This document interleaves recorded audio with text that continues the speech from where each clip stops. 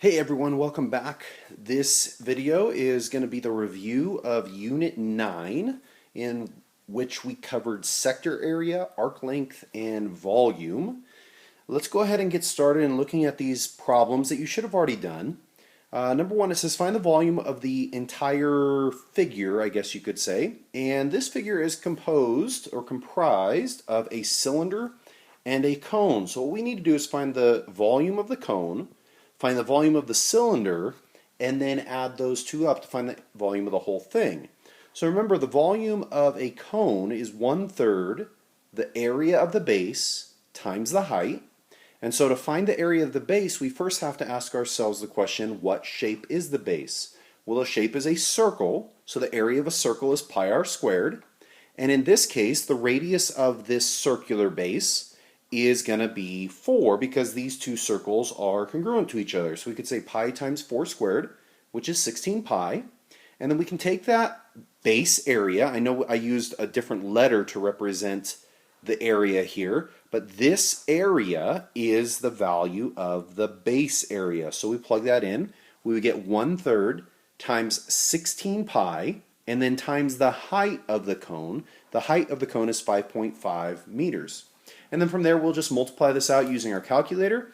Please make sure you're using the pi button instead of 3.14. That will give you a more accurate value. And you end up with 92.153. And that's for the volume of the cone.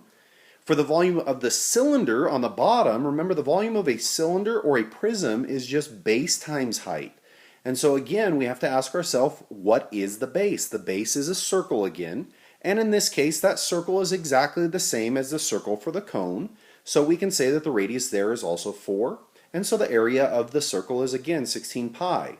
But for the volume of this cylinder, we notice that the height is 3. It's not the same as the cone, it's 3. So we would say the volume of the cylinder is going to be 16 pi times 3, the base times the height.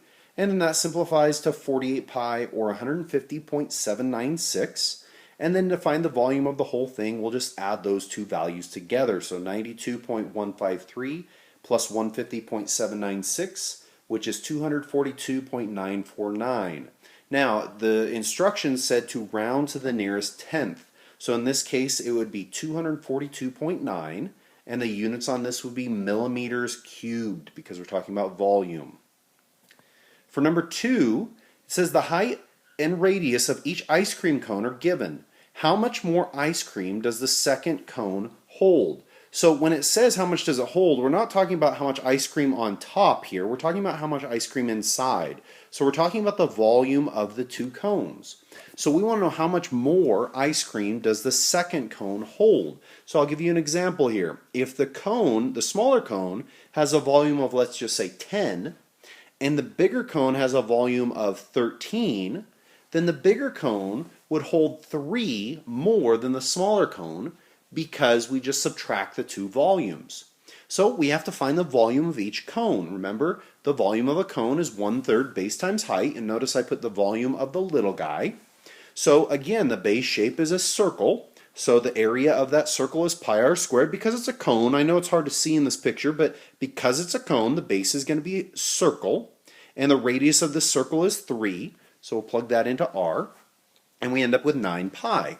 We'll take that and plug that back into our volume equation here, so we get 1/3 times 9 pi, and then times the height, and the height is going to be 10 centimeters. So the volume of the little cone is 1/3 9 pi times 10, and then that can simplify to 30 pi, or 94.248. For the volume of the big cone, again it's a cone, so it's 1/3 base times height, and then the base of this guy is a circle again, so it's going to be pi times r squared. And in this case, our radius is 4, so we have a bigger cone, the radius is bigger. So we end up with 16 pi as our base area. And the height of this cone is going to be 15 centimeters. So it'll end up being 1/3 16 pi times 15.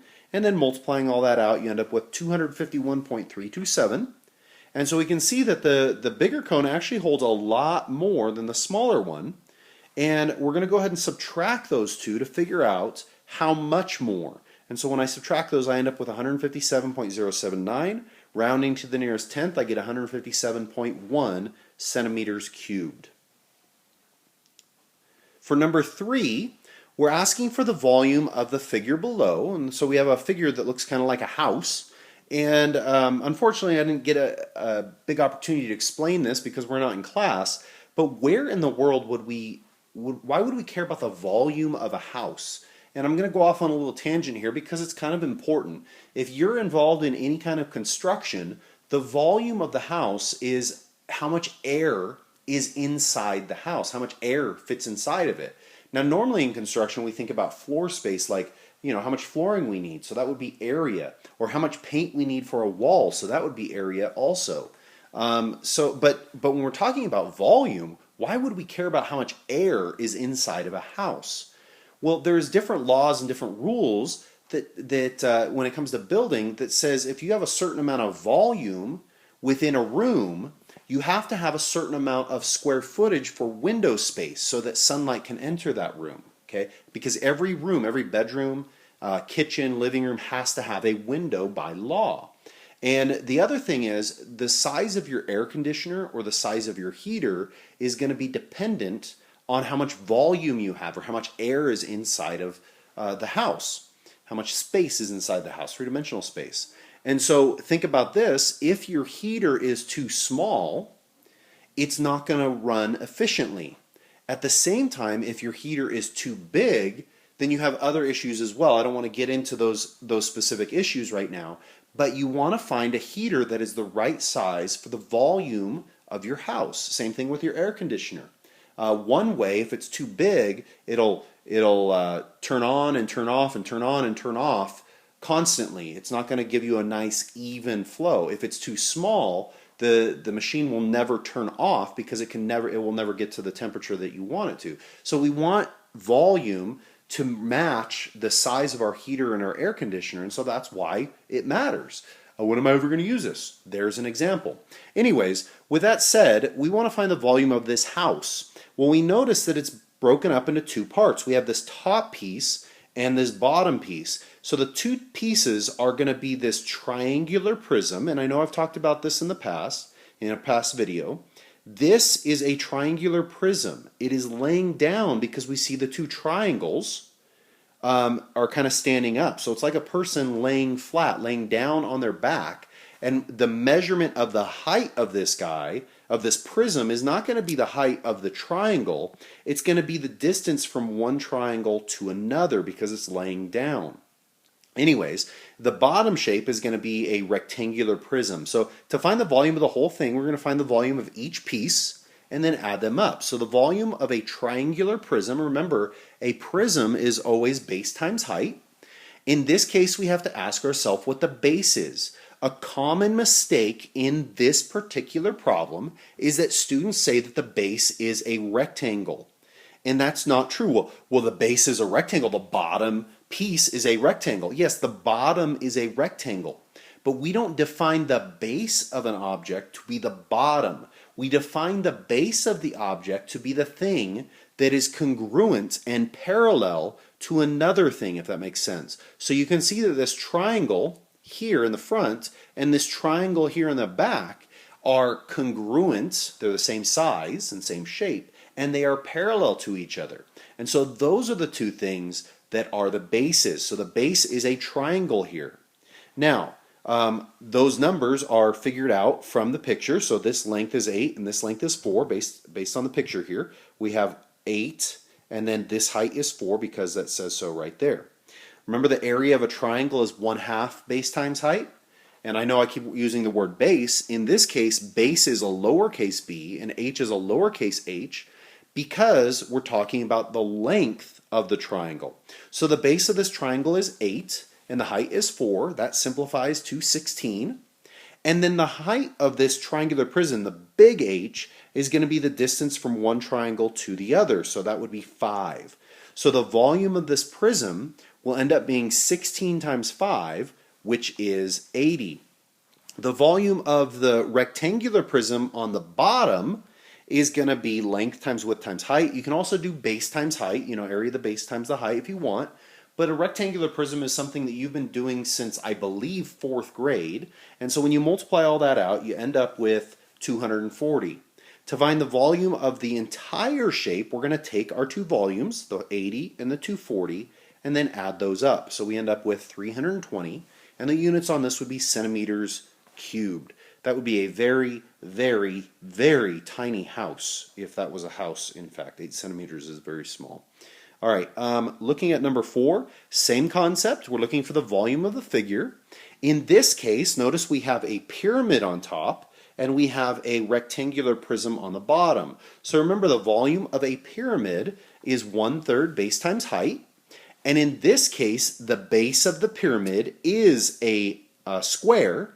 So the base is a square, so we'd say the area is 10 times 10, which is 100. So we have the area of our base. Okay, so we can plug that into our volume equation. So we have 1/3 times 100. But then we have to figure out the height. And now this is where it gets kind of weird, because some students would say, well, the height is 12. No, the height isn't 12. This is actually called the slant height.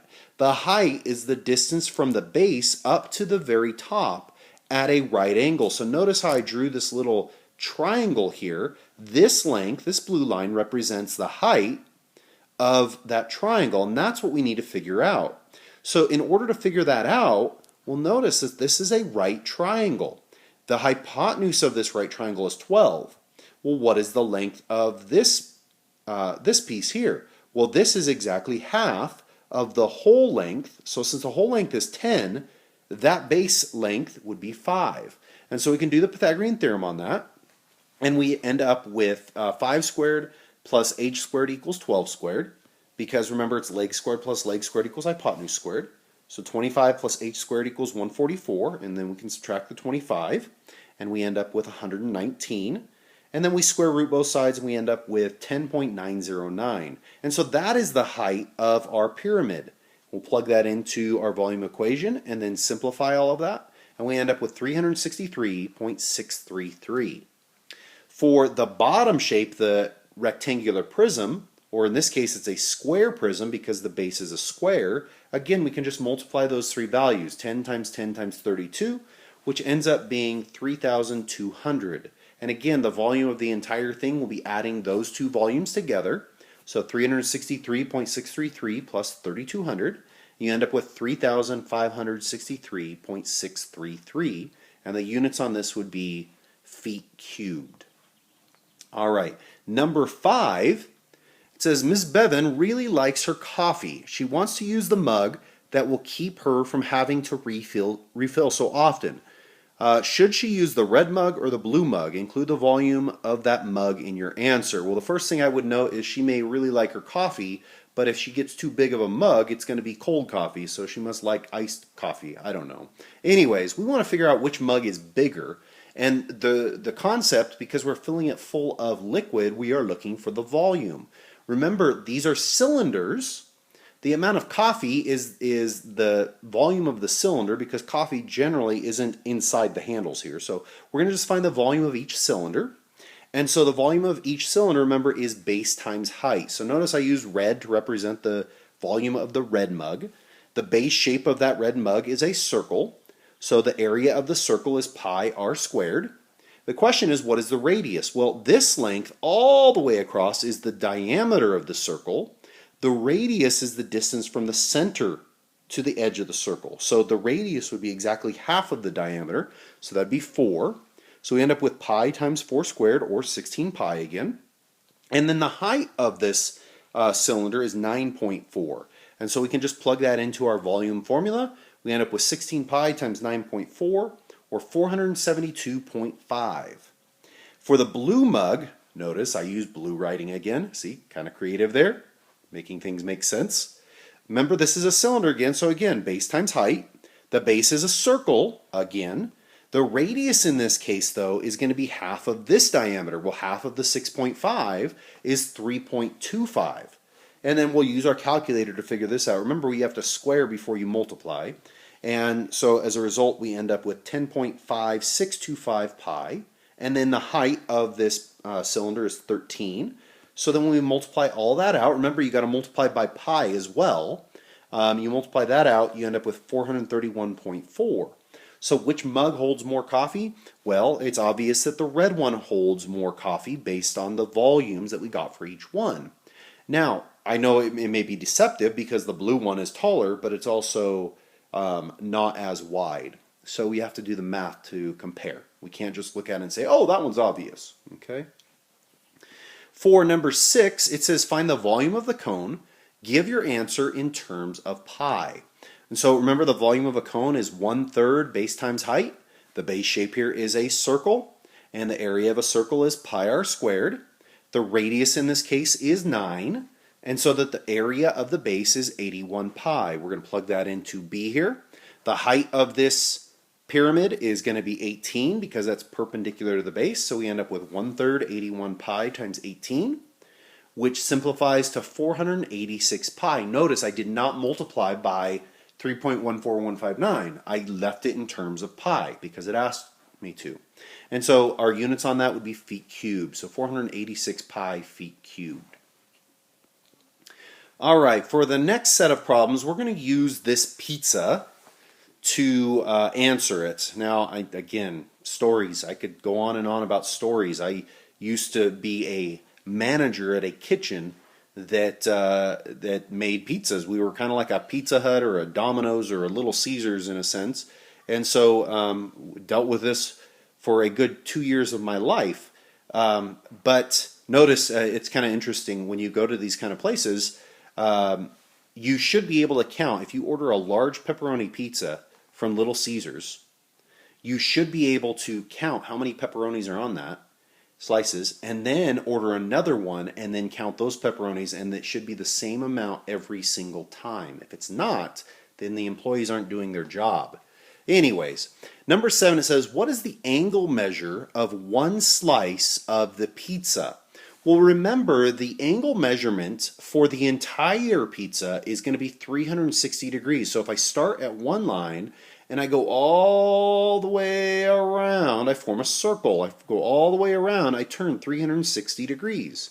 Well, because this pizza is sliced into 5 slices, which makes no sense at all because every pizza is cut into 8 slices, but this one's cut into 5 slices.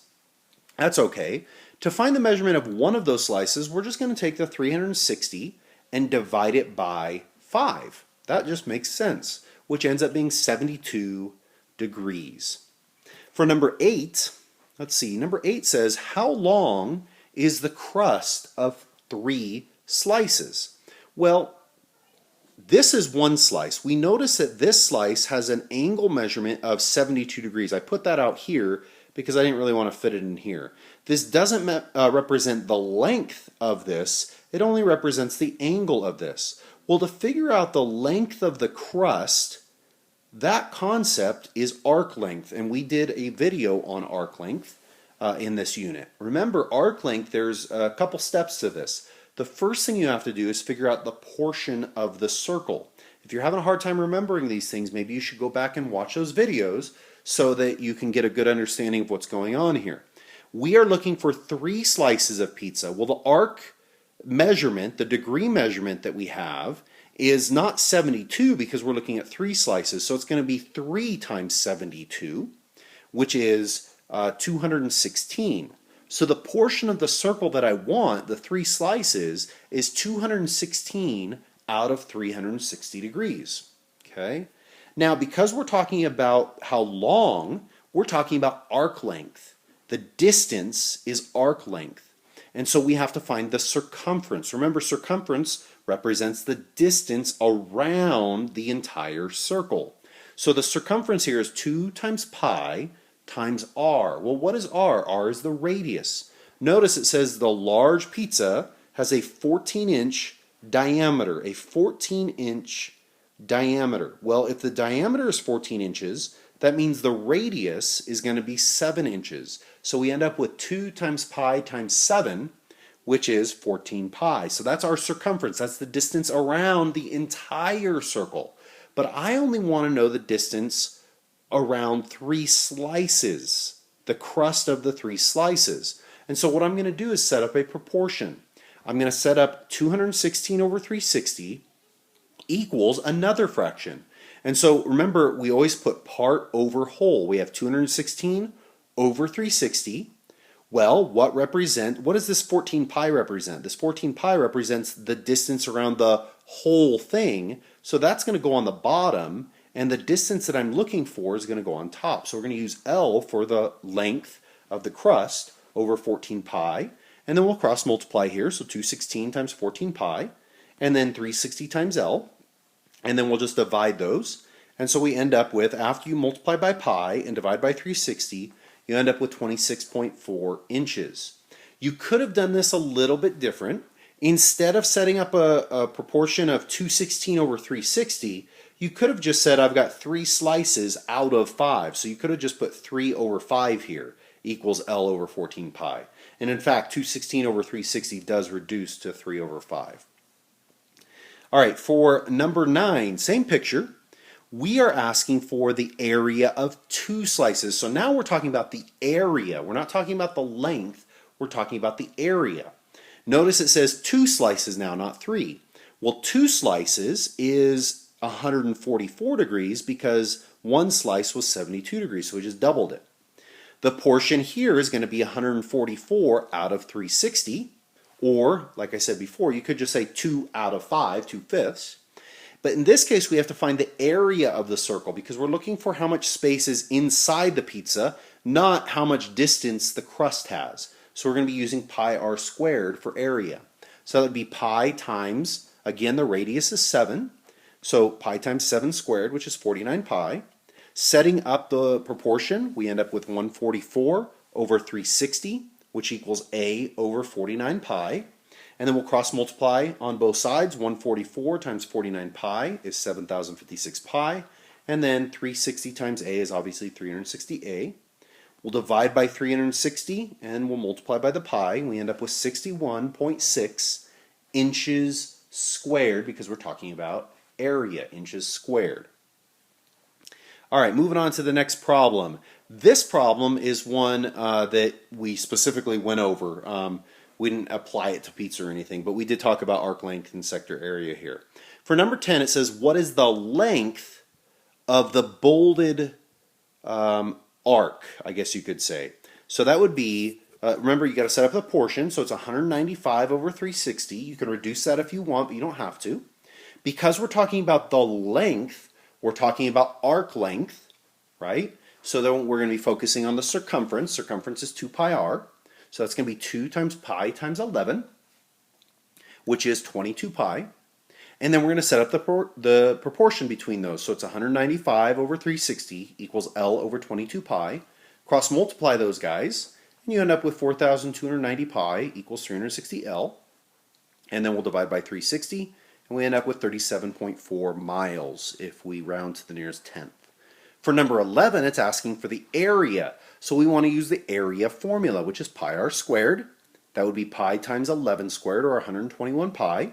Setting up the proportion again, 195 over 360 equals a over 121 pi.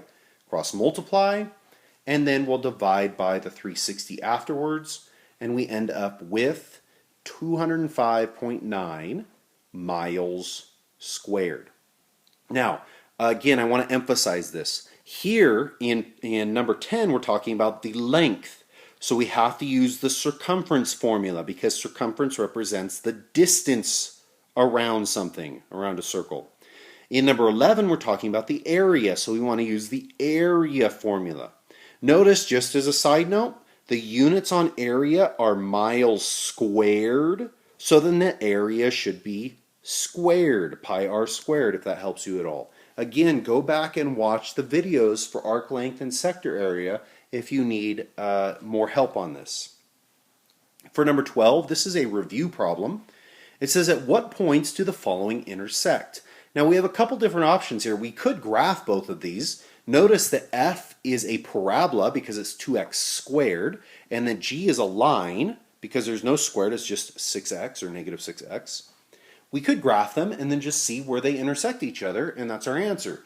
The problem is when we graph, we tend to graph very inaccurately. And so the best way to do this is analytically. How do I find the intersection of two functions analytically? Well, I set those two functions equal to each other. So it would be 2x squared minus 6x plus 5 equals negative 6x plus 13. And then because this is a quadratic, how do I solve quadratics? I move everything over to one side. So I'm going to add 6x to both sides, and I'm going to subtract 13 from both sides. And here I end up with 2x squared minus 8 equals 0. Now, notice in this case, our x value, our b term, disappeared. So our b is 0, if you want to look at it that way. Now, we have a couple different ways to solve this from here. We could factor, so notice the GCF is 2. So we'd end up with 2 times x squared minus 4. And then we could factor the x squared minus 4. That's a difference of squares that would factor to x plus 2 and x minus 2. And then solve it from there. We could do the quadratic formula, but we'd have to make sure that we know that our b value is 0. But those are really long processes. The best way to go about this is because there is only one term that has an x. It's not x squared and x, it's just x squared. We can solve for x without doing anything fancy. We can solve for x like we normally would in a basic equation. We would add 8 to both sides, so we'd end up with 2x squared equals 8. We'd divide by 2, so we'd end up with x squared equals 4. And then we'd square root both sides. Remember, when you square root, you always want to put two answers. You always want to put the plus and the minus. The square root of 4 is plus or minus 2. Now, notice it says, at what points do the following functions intersect? I guess there's no intersect there, but where do they intersect? And it even gives you a hint. Write it as coordinates. Well, these are just the x values, so we need to find the y values also. So we could plug in these x values to either function. G of x is a lot easier, so I'm just going to plug them into that. So g of negative 2 would end up being negative 6 times negative 2 plus 13. Well, that's 12 plus 13, which is 25. So the first coordinate is negative 2 comma 25. The second coordinate, we're going to plug in 2 to that function, so we end up with negative 6 times 2 plus 13, which is negative 12 plus 13, or just 1. So our final answer is 2 comma 1 for that coordinate. So these are the 2 points where the parabola and the line intersect. If you were to graph these two functions, you would see that they do in fact intersect at these 2 points. For number 13, it says the x-intercepts of a parabola are 2, 0 and negative 4, 0. The parabola is reflected across the x-axis and stretched by a factor of 2. Write the equation of this parabola in standard form. So this is actually a review problem from our last unit as well. Remember, if our x-intercepts are 2, 0 and negative 4, 0, that means our factors are going to be the opposites of those. Since the first x-intercept is 2, 0, that means our factor is x minus 2. Because our second x-intercept is negative 4, 0, that means our factors are going to be, you guessed it, x plus 4. So those are 2 of the factors. Now we need the third factor. Now the third factor looks a little different because it doesn't have an x in it. But notice it says that this parabola is reflected across the x-axis, and it is a vertical stretch by a factor of 2. That tells us that our a value is going to be negative because it's a reflection, and it's going to be 2 because it's stretched by a factor of 2. So we're going to put a negative 2 out front. And so our equation in standard form is going to say, well, our equation is going to say y equals negative 2 times x minus 2 times x plus 4. That is factored form. And notice it says write it in standard form. So we're going to have to multiply all this out. Remember, standard form is ax squared plus bx plus c. In other words, you have to have the highest exponent go first and then go down from there. So we're going to first multiply the x minus 2 times the x plus 4. When I do that, we're going to multiply the x to both the x and the 4. So we end up with x squared plus 4x. We got to multiply the negative 2 to the x and the 4. So that'd be negative 2x minus 8. So that's this right here. We still have that negative 2 out front, so we're going to put that in parentheses and multiply it all by negative 2. You have 2 options here. You can combine the 4x minus 2x first and then distribute the negative 2, or you could distribute the negative 2 first and then combine. It doesn't matter. In my case, I went ahead and distributed the negative 2. Remember, you have to distribute it to all the terms inside. So we end up with negative 2x squared minus 8x plus 4x plus 16. And then combining like terms here, you end up with negative 2x squared minus 4x plus 16. For the last problem, number 14, it says the graph of the parent function f of x and a transformation g of x are shown. Write the equation g of x after the shown transformation. Well, notice the dotted line is our parent function. That's our normal x squared, just y equals x squared here. You can even see the slope pattern here. I started at the vertex 0, 0, and I went up 1 over 1, up 3 over 1, and so on. That implies that the a value is just 1 because it's the normal slope pattern of 1, 3, 5. But in our other parabola, the one we're trying to write the equation for, we notice that the vertex was moved. The vertex was shifted 3 units to the left and 4 units up. So our vertex is going to be negative 3, 4. The other part of this is the a value. So once you have the vertex and you have your a value, you can write your vertex form. It's easy. But how do I get my a value? My a value tells me which way the parabola opens, and it tells me how much it was stretched by. Well, first I note that the parabola opens down, which means that the a value is going to be negative. The second thing I notice is how much I have to move from the vertex. If I move over 1 unit, how much I have to move down to get to that parabola. Well, if I move over 1, I have to move 2 units down to get to the parabola. That tells me my a value is going to be a 2. Again, it's negative because it's opening down, so a is negative 2. Remember, the vertex form is y equals a times x minus h squared plus k, and then we can just plug in our values to this.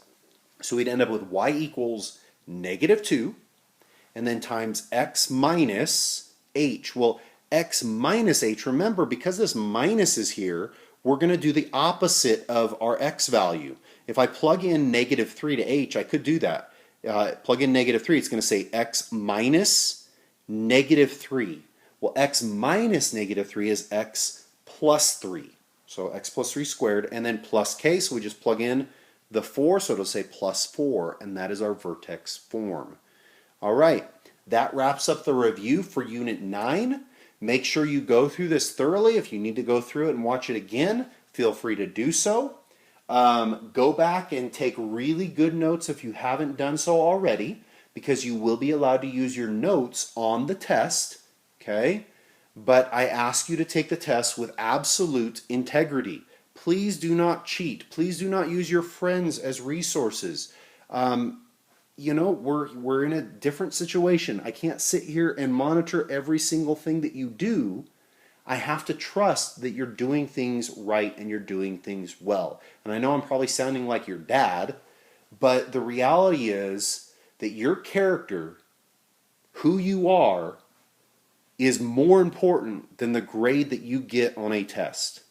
So I have far more respect for that student that fails a test but does so honestly than the student that gets an A on a test but did it by cheating.